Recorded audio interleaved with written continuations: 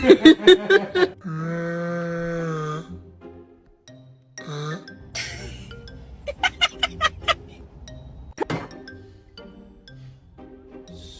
makes me want to murder people.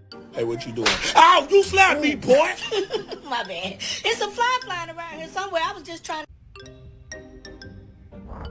Wait for it.